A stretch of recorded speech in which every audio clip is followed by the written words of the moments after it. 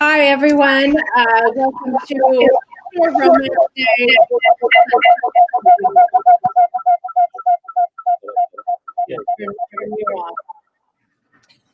There you go. Sorry, technical difficulties. We are Capital Books, as you know, and we're happy to be hosting our very first Bookstore Romance Day in 3 sessions today. So here in session 1, to start out with, let's see, we have Elsa Kurt and Sadira Stone and Kay Blake. And then once we have a chat with them, we're going to let more of the author, like Maria in and Rebecca in, because Crowdcast apparently limits how many people can be on the screen at once. So I'm going to turn this over to my husband and bookstore co-owner, Ross Rojek, and I'm going to kind of run the show here while he's speaking. Oh, hello, everyone. Hey. So I as a longtime book person and as a mostly new bookstore person, I find romance one of the harder categories to work on. And I think part of it is because there's so much variation that you have to either carry so much stuff or you have to specialize. It's sort of like dealing with, I think the best category I have is science fiction fantasy, in that you either have the bestsellers and some of the perennials, or you go deep and you carry everything. And so that's kind of part of what I wanted to kind of use this time for, was to get a better overview of both the mainstream normal stuff that everybody considers romance still, I think, which is the Regency and the like, versus modern romance and contemporary romantic stories that may not actually be romance. But I think what I want to do first is just let each of you kind of introduce yourself. Tell us about at least maybe your latest book and what got you into writing, or writing romance in specific, if that's if you do other things besides romance. A couple of you do. All right. There we go. How about Kay? Let's start with Kay. Hey everybody, I'm Kay Blake.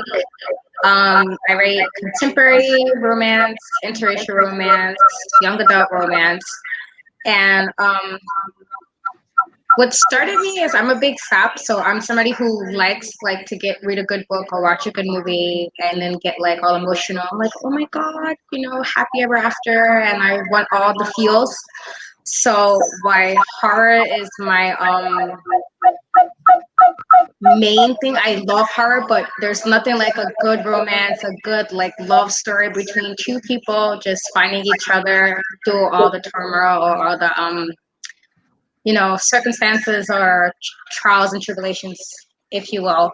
I also run Bookish Brown Girls, which I started to kind of uplift women of color who write books of any genre, and just to kind of give them a platform to showcase their books and their writing. So that's pretty much it.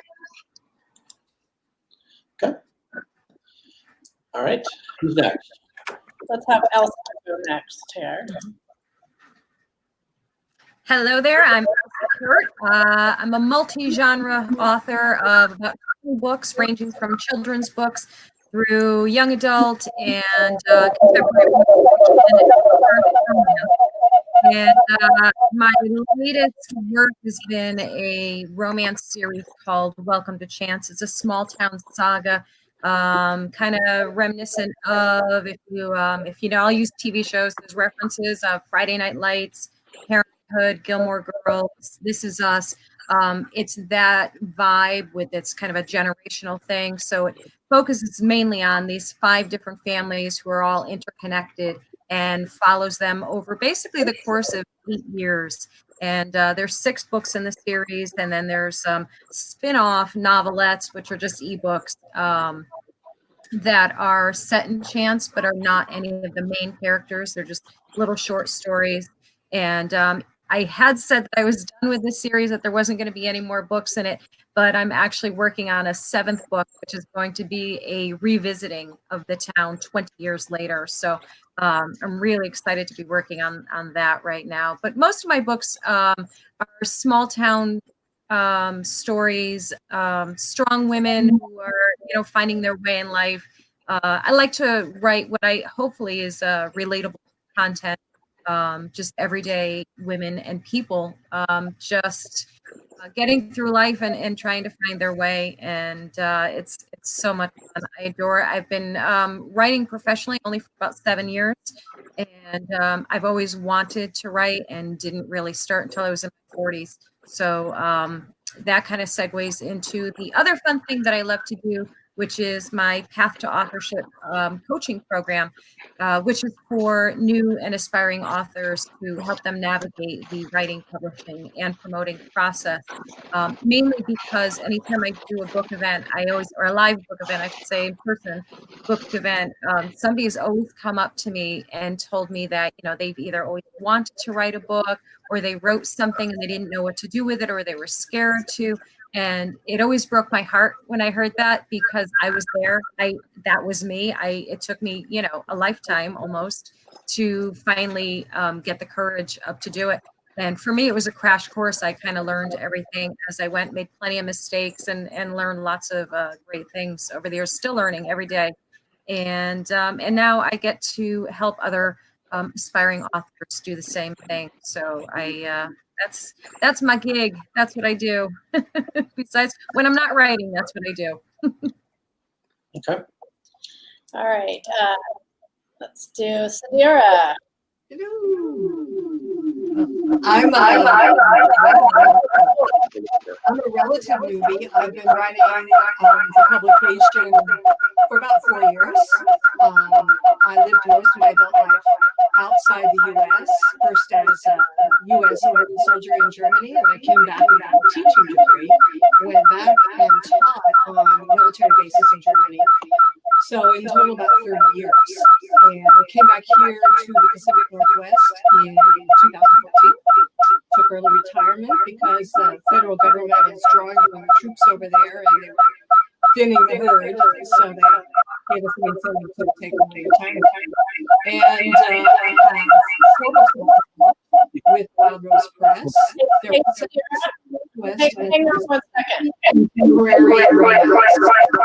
I say steamy and not erotic romance because though the love scenes are explicit, I think readers a kink element in erotic romance that I don't like. So my first series is called Bookstore Romance, and it's set in a fictional indie bookshop in Eugene, Oregon. It's a bookshop through So book one is Through the Red Door, because this bookshop has an extensive and art literature that's kept behind this red door. And this one's about the owner of the bookshop. And the professor who comes to romance her. And then the second book is called Runaway Love Story. And Lauren is an employee at the bookshop. And Doug is a character. Okay. Hey, Sadira, you have a really, really bad echo running through your computer that nobody can hear what you're saying. Do you have a second computer running that has this? It sounds.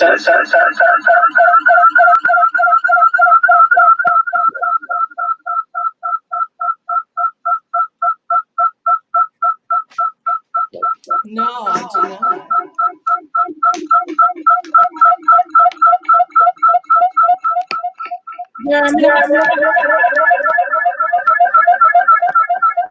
Yeah, that's just. Okay, there's something wrong with her. Her mic. Her mic, Okay. or the mic is echoing. Yeah, that's strange. Yeah. Sadira, I'm gonna bring in Rebecca next and see if you can troubleshoot your mic. Okay. There you go.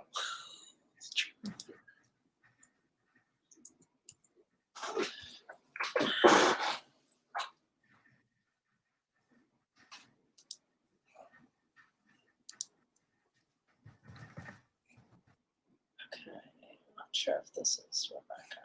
But anyway, so why don't you just continue on? Yeah.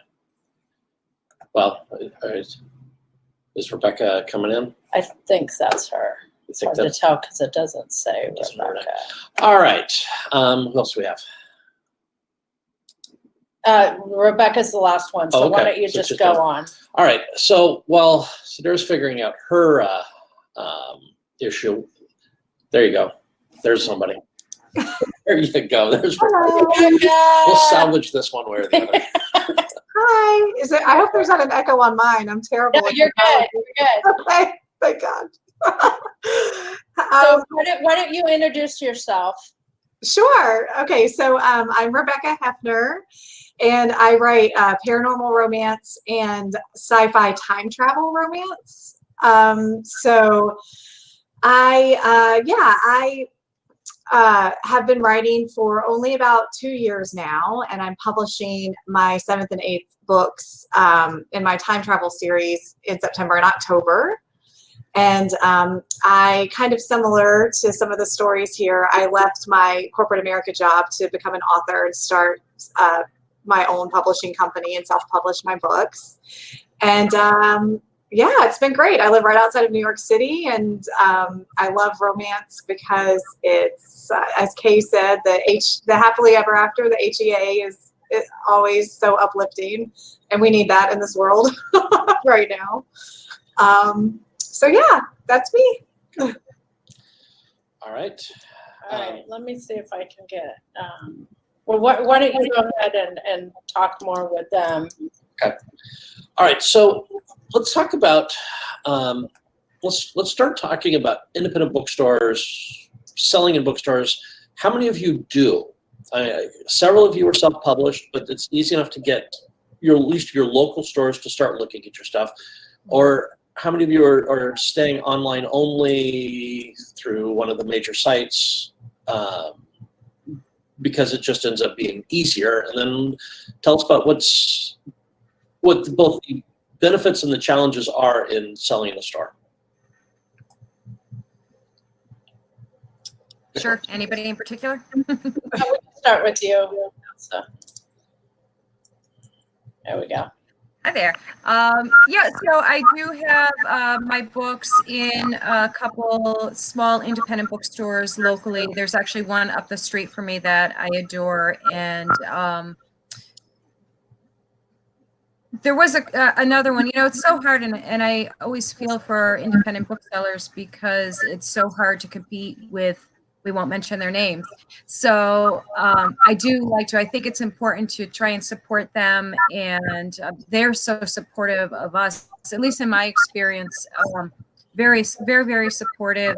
It's always daunting to walk in somewhere, walk in cold and ask somebody to carry your books. And most booksellers do have protocol that you go through their website and you do these things. But yeah, so I'm traditionally and self-published, so I'm a little bit of a hybrid. I have some part of the series is through a publishing company, and they kind of handle that end of things. And then for all of my self-published books, I do.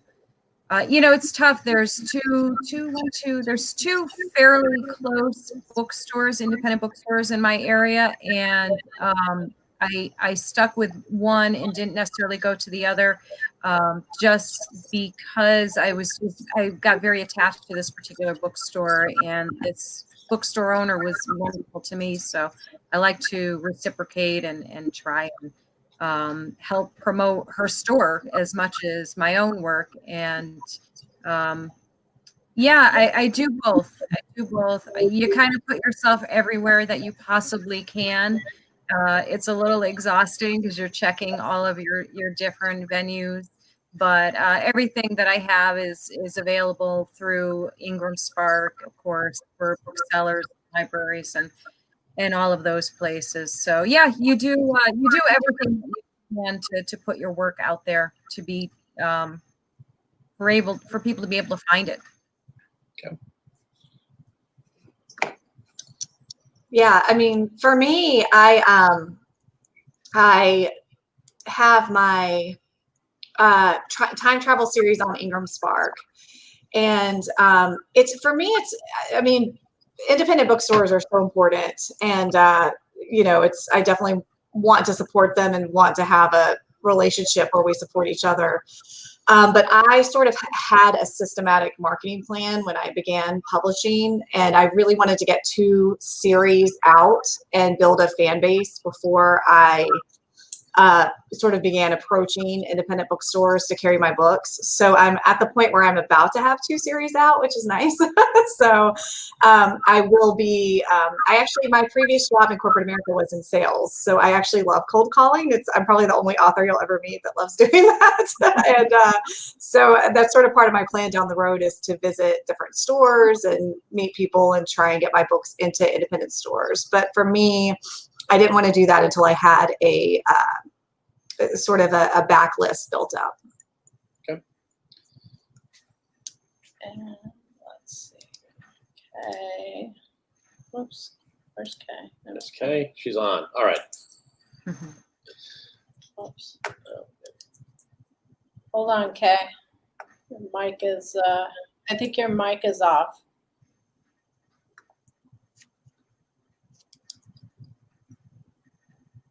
What happened to it? Is it on her end or yours? It's not letting me toggle your mic on. I wonder if you're turned off on your end. Did you mute yourself? No. What's the green one do? Let's see. Try now, Kay. Hey.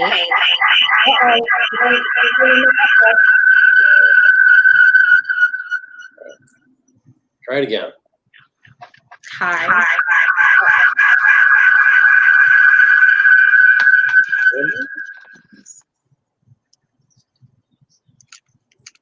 Try it.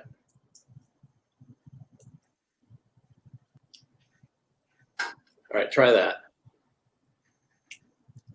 Now we don't hear you at all. No? Now? Now, yes. Okay, so that's better. So I'll leave my headphones. And no echo, so we're good. All right. Well, for me, why I have most of mine's online, I do have like 3 or 4 independent bookstores that they're in.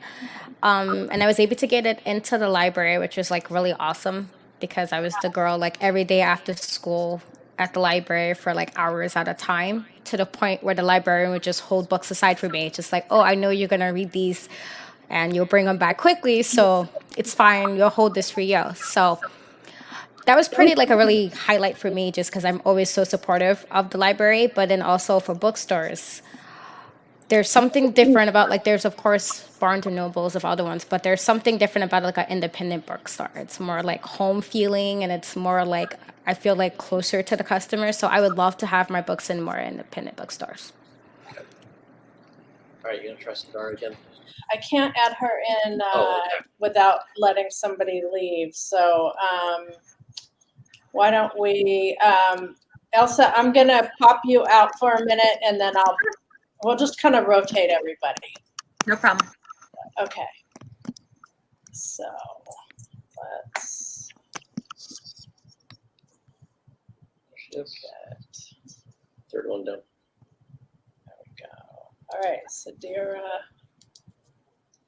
Okay, we're going to wait for Sadira to pop in here, and hopefully her microphone is working better.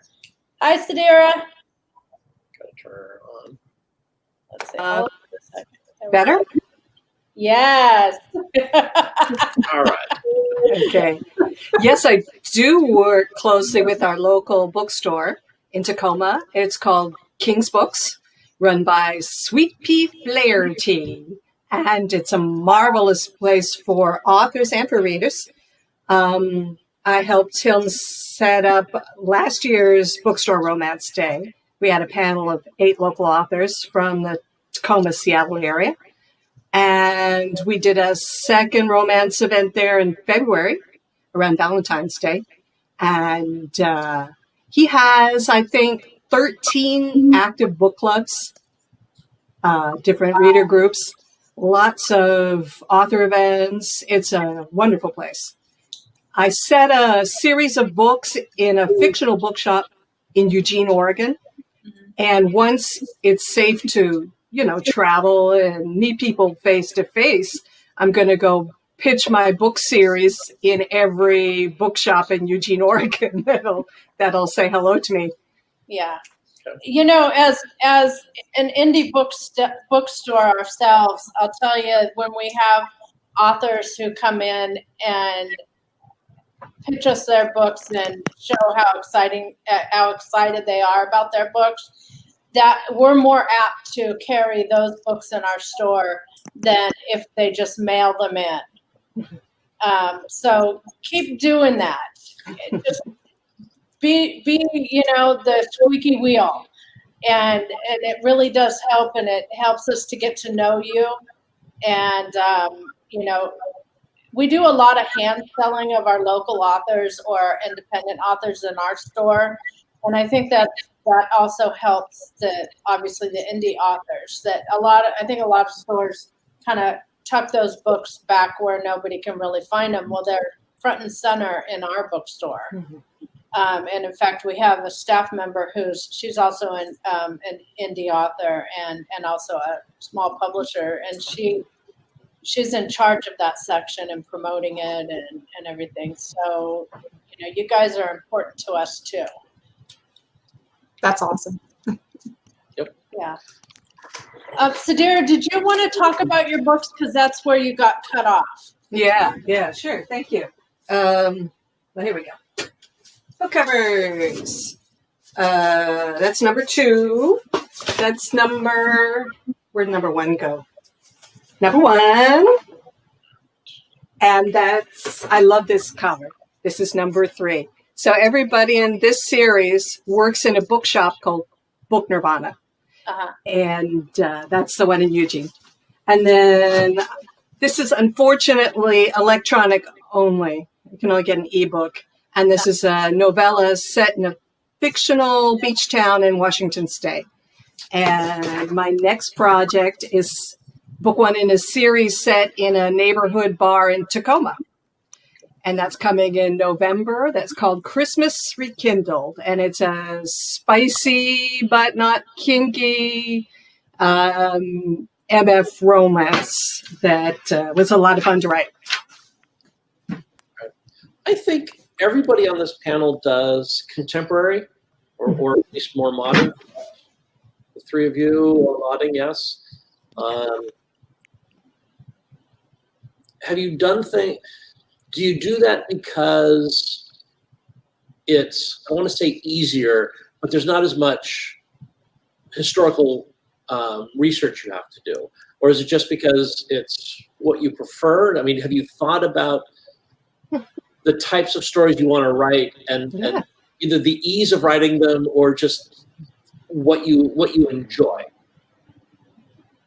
Okay. I have a fascination with the 1920s and hope someday to write historical romance set in that period.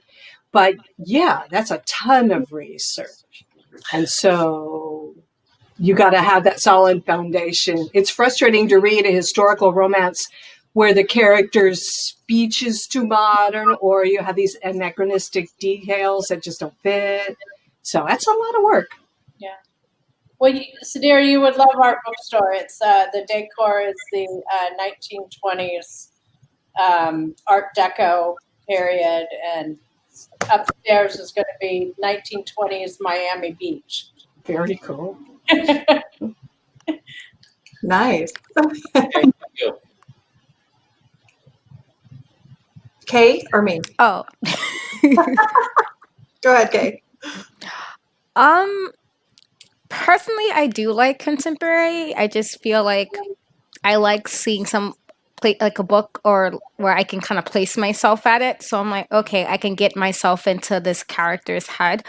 But I do want to do a historical time travel, which I like have a first draft. Which is like a 1920s jazz blues singer, and it's the guy would be from like this time period, but the amount of like to get the language right, and as far as like I normally write interracial, so like even race relations back then, you have to be very like concise with that kind of stuff. So hopefully like the next 5 years that book will be out. But normally it's just because I like to see myself in like the character, like, oh, I can see this happening to me somewhat when I'm reading it. So that's my reason for sticking mostly to contemporary. And for me, I love fantasy, so I write. So like The End of Hatred, that's the first book in my paranormal romance series, and I created a whole world. So I really like creating my own worlds. I do love historical romance. Lisa Kleypas is my hands down favorite. I love her so much, but I wouldn't really want to do the research myself. I don't think to write them. It's just not. I don't think it's my niche. And then this is my time travel book, but it's a contemporary time travel. It's called A Paradox of Fates. And this is book 1, and then I'm publishing 2 more books in the coming months in this series. But this took a lot of like age calculators and a lot of notes and tracking things. It was very difficult to write, but I enjoyed that. I enjoy that aspect of it, of the time travel aspect.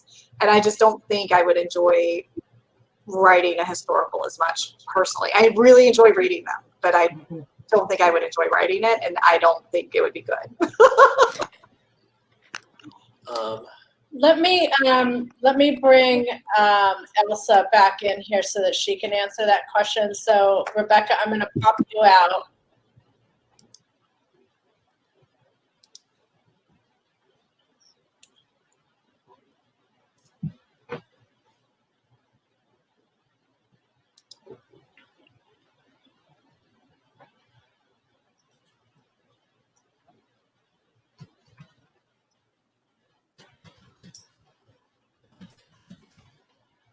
Hey again. Yeah, I write mostly contemporary fiction. That's definitely my pocket. That's my comfort zone. And I tend to write what I like to read. You know, there's some quote from somebody. I'm terrible. I can't remember who it was, but basically, it's like write the book that you want to read. So that's kind of what I like to do. And yeah, contemporary, small town. That's definitely my niche. That's my comfort zone. The young adult book is it's got a little bit of fantasy element to it, but again, there's small town teenagers, and you know, so I always work that in there somehow. It's very selfish of me. Let's see.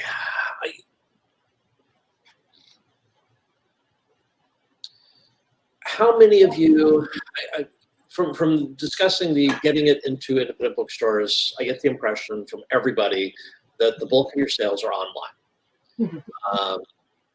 And I assume that the bulk of them are through Amazon, because that's just the way that works. Have you done other outlets? Have you done audiobooks? Have you done things that move outside of that ecosystem, and how have they worked for you? Go ahead. I'm wide because my published books so far are with a small press publisher, the Wild Rose Press. So we're on Amazon, Kobo, Apple Books. Oh, crap. There are 5 of them. Google Play Books. And what's another one? One more. So I plan to stay wide with my indie projects. And I know that the books through the Wild Rose Press are available on that, is it an LI catalog? They're available to indie bookstores and to libraries. So that's my strategy, is to stay wide. Okay. Well, for me, mine's is pretty like narrow. Like I want to get into like Kobo. I've been hearing good things about that. I just haven't done it yet. Most of my stuff is like through Amazon, only because it's at the ease for me. It's just like, you know, a couple of clicks, and you know what I'm used to doing is just easier when I want to publish. But the goal is to get into like more places, and I would love to do one of my books audio. I love like a good audio book if it's just something you can kind of put on and do a bunch of things at the same time. So I would love to get there eventually, but as of right now, it's pretty very one-dimensional at the moment. That's very expensive. Yeah. Getting your book done as an audio. I hope to narrate my own someday when I get the equipment that doesn't echo. I had a guy that I was working with doing some marketing for who really wanted to do a audiobook, and he started off with why don't you call, and he listed off all of these A-list actors and see if they'll do it. And I'm like, what's your budget? He's like, well, $5,000. And I'm like, that ain't gonna happen. And I think he did it through the Amazon online ACX or something. Yeah. And we found somebody there, but it was like 3 weeks of auditions, and I think it's still knocked down $14,000. Yeah. You know, I don't think he's made that back yet, which is kind of why I wanted to ask is kind of where I noticed that at least several people out of all of today's session have audiobooks, as I was doing some research on them and getting them on our website and things like that, which is why I kind of wanted to ask that question about who has tried that and how's it worked for you. So yeah, it's on the bucket list, but not high up on it, and only because of cost and what you get in return. You know, the odds of making that money back as a small author. But I do love audiobooks, so it's a goal. It's a goal at some point, but not right now. Right now, you know, well, up until our fun little pandemic, I was doing probably about at least 50 events a year, in-person events, book signing events, conferences, all of those things. And those person-to-person sales were always pretty good. And I love that. I missed that. I'm so glad that you're doing this. This is so great. You know, this is the closest thing we can get to it at the moment, to be able to reach out to readers or prospective readers. So yeah, I miss the in-person things where you can actually connect with people. And so yeah, mostly everything is online right now. Yeah. How have you found your book sales to be doing virtual events? Because the reason I'm asking is we had just started getting into doing in-person events before COVID hit, and kind of finding our stride with that, because we're a relatively new bookstore, only been around for a little over a year. But the very first virtual event we did was for a local Sacramento author. And I was really hesitant about it because the indie bookstore group that we belong to on Facebook, everybody there was saying they got out of doing virtual events because they're a lot of work to set up, even more so than in-person events, and that they weren't reaping the benefits of very many book sales online. But then Shelley's event came along, and she ended up having way more people attend on virtually than we could ever get in the store, because they were from everywhere. You know, we had them even outside of the United States, and they were like tuning in at 2:30 in the morning from Italy, and we ended up selling like close to 200 of her books. That's great. And so That's very good. I was wondering how you all are finding the virtual events versus your in-store events prior to COVID. Yeah, I've done it's probably my fourth or fifth virtual event. One of them did really well. The rest were mediocre. So I chalk them up to being a great experience and connecting with new people. And a lot of times, I don't know about my other friends here, but a lot of times I'll see kind of like a delayed spike in sales. So, and I do think it does have to do with the appearances. You know, maybe they'll just put it on a list or whatever, and then when they're ready to buy, I don't know what the deal is. But yeah, I can see both ends. I can see where it's a lot of work, and maybe the return isn't there, and it's hit or miss, I think, sometimes. Yeah. Why don't you bring Rebecca on? She's Okay. got it. Kay, I'm going to pop you out for a minute and bring Rebecca back.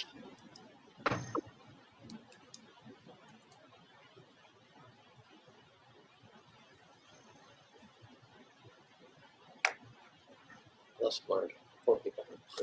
Yeah. Participants. Hi, Rebecca. do you have to add to that latest conversation?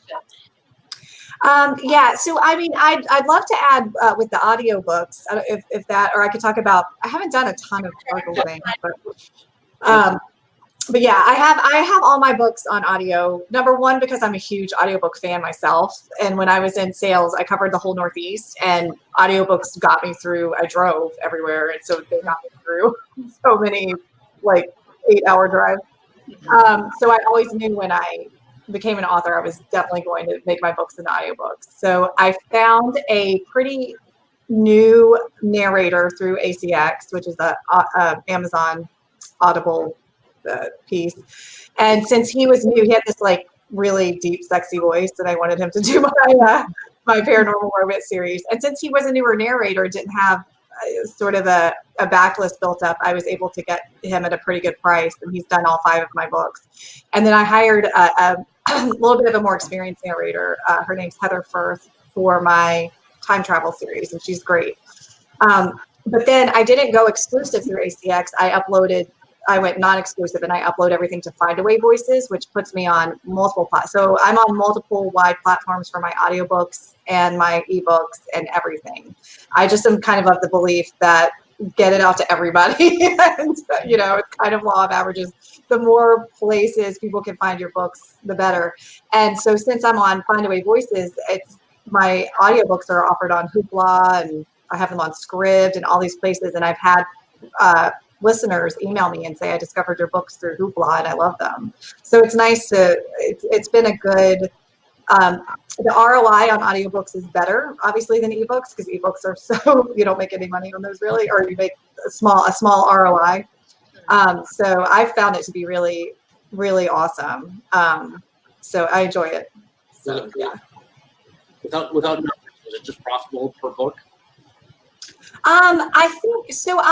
Yeah, I mean, I'm at the point where I'm breaking even on my paranormal romance series, and I made the first one into an audiobook over a year ago. So let's say a year to break even, to make back so then from now on, everything sold will be profit. So that I kind of looked at it like that, like it'll take me this, however long to break even. But now that I'm breaking, they're in that series, I'll eventually, but like book 5, I just finished. So I need to sell, more units on that one to break even, but it'll happen, but over the next few months, and then everything from there will be profit. So what do you guys think about independent publishing versus traditional publishing? Traditional publishing oftentimes comes with distribution benefits, PR benefits. I mean, I get, mailers and emails from publicists and from every major, romance producer, that makes it, I think, both easier to pick things out because feeding it to me. If you are selling X book, here's, Y book from the same author, from somebody who like it. We're doing 50,000 copies and blah, which makes it easy to pick up a book if you don't know it. Versus, when you're independent publishing, you're pushing it to your audience. You're starting to do, lookalike crowds in Amazon or sponsored ads. So you're looking for your own audience there. And then you get to keep more of the money.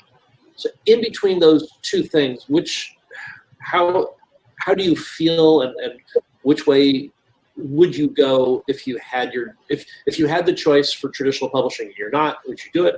If you're traditionally published, would you go back to being independent for more money? What's kind of the balance there? So I mentioned that, so I'm both. The first couple books in the series I mentioned are through a small publishing company, and they were wonderful. I have some other works through them, small works in anthologies, and I decided to, after I had already self-published those 2 books, I decided to throw it out to them to see if they were interested in picking it up. They did, and again, I preface with, I love them. They're wonderful, but they did not have the same vision for the series that I did, and right from the get-go with the cover selections, it wasn't. They don't represent what's inside the book. So for me, it was kind of a disheartening experience, and it taught me that I'm a control freak, it turns out, which I didn't know about myself. But yeah, so it's not that I would never seek traditional publishing again, but right now I do really love having all of the control, which means that you are wearing all the hats, of course, and you are the one, trying to get the word out there. So you just, every platform, every social media platform there is, I'm probably on it. I stick with the main guys most of all, and just kind of let everything trickle to the other ones.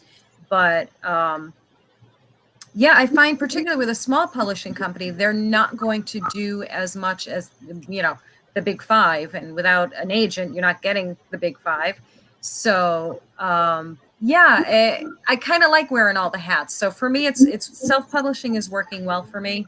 But I would never turn my nose at traditional publishing again.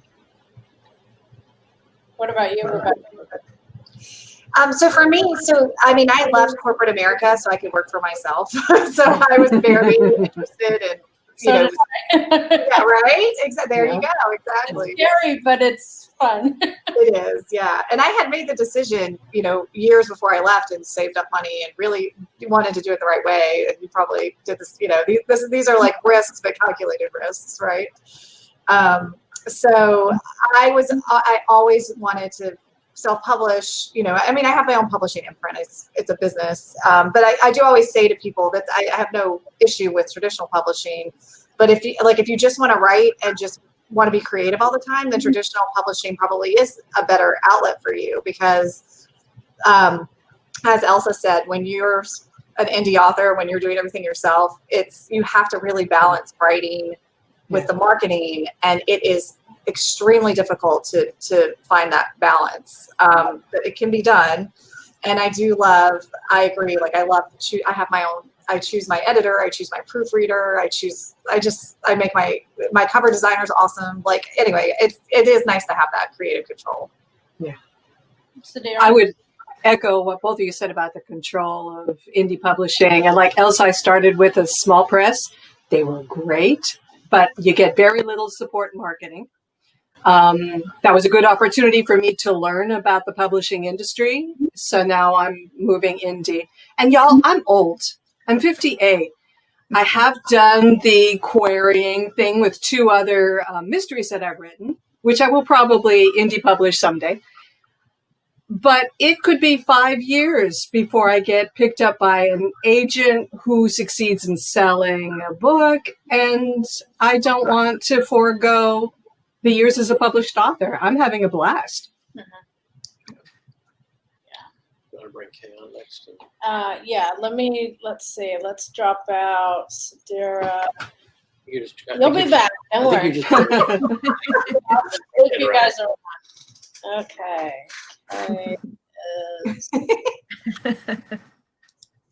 See, we may want to ask if there's questions too. Yeah. We've got about 10 minutes left. Yeah, we have about 10 minutes left in our session. So if any of the viewers have a question for any of these ladies, pop it into the question box, and then I will pose it to them and get your question answered.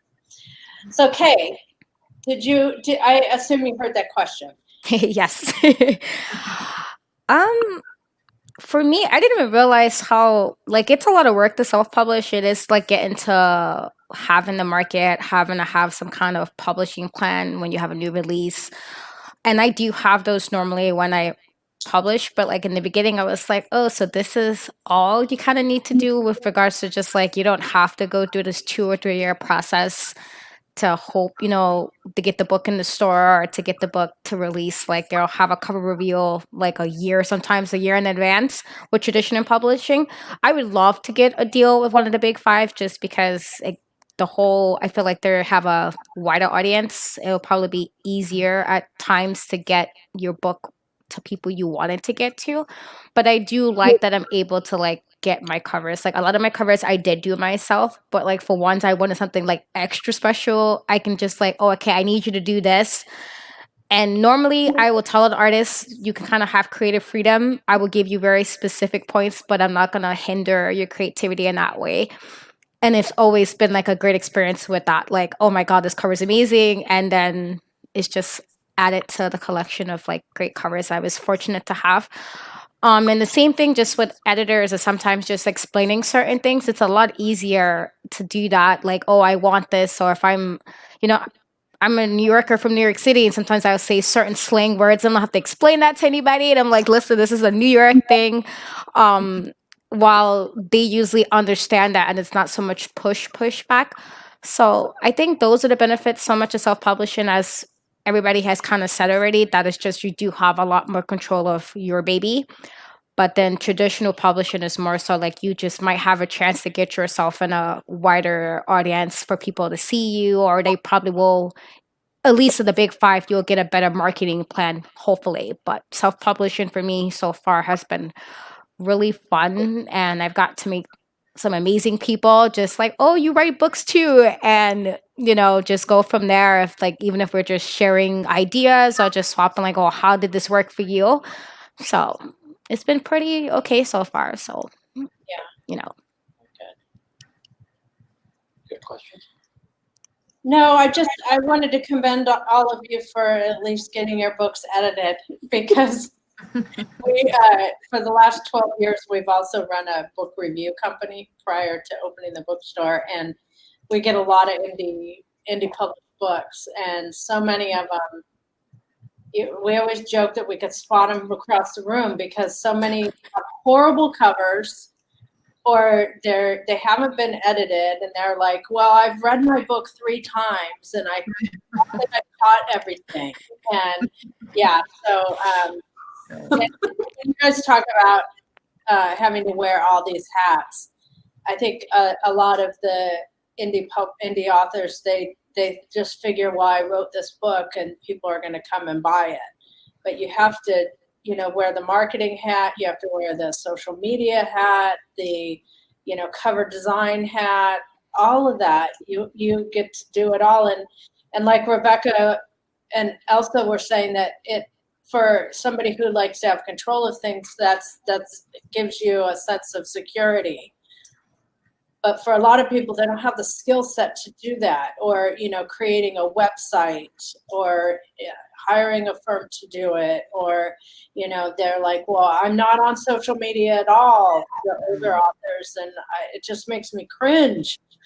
But I guess maybe a lot of them just aren't in it to sell books. They just wanted to get their words out there, and that was enough for them. But I always tell authors, this is your baby, and you need to get a return on your investment. You have to think of your book as your business. And in fact, that was something that I mentioned Shelley, our local Sacramento author, who she did her debut book, Copy Boy, and she was trying to pimp it out over social media, and she kept saying this felt so awkward because I'm asking people to buy my book.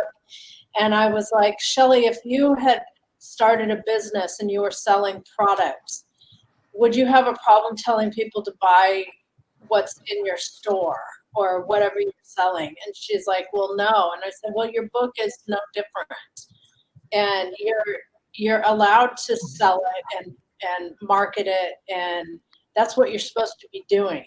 Right. So I understand. It's a lot like, back when I was working for corporate America, I was in charge of writing staff resumes. I worked for an engineering firm, and pretty much we were selling our engineers' services. So the prospective clients wanted to see their qualifications. So I had to work with them on writing their resumes. And it's the hardest thing to write your resume, because you're having to talk about yourself. And a lot of people aren't comfortable with that. So I would imagine that for authors, it's kind of that feeling where it's a little self-serving to put yourself out there and saying, look at me, that it's a different way of being. Yes, it's basically asking for people to go right ahead and critique you, or asking them to not like you. You know, so it's such a weird thing to do. To we like Kay said, and I think we've all said, oh, these are our babies. You know, so we're basically handing our baby over to somebody and asking them to protect it and take care of it and love it the way that we do. And they don't have to, so it's very awkward. I still, to this day, I've been doing this, for a little while now, pretty heavily. And it is never not awkward, internally awkward. I can put on a great face and great show for it to make people think I'm totally cool with this, but it's never. The other aspect of how do you emotionally deal with a bad book review? Oh, yeah. So in the beginning, it got to the point where I was almost begging for one, because I just wanted to just see how I would handle it. And two, just be able to get over it, make it happen. So I got over. I think so far, and I'm not saying it's going to be the last harsh thing, but so far the harshest thing I read about one of my books was a reader on Goodreads said my writing was pretentious, and she didn't read past the prologue. So that kind of, I had to lick my wounds for a few days after that. Pretentious. I'm so not pretentious.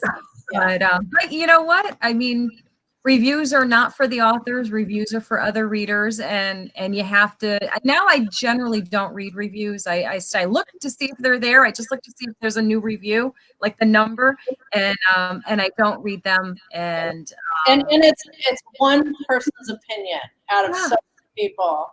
Yeah, and exactly. Shrug it off, and everybody's entitled to their opinion. And it's in fact, we actually have an article on our website, the book review website, that was written by a publicist. That's I think it's called so you got your first negative review. Now what do you do? And I always send the authors that way.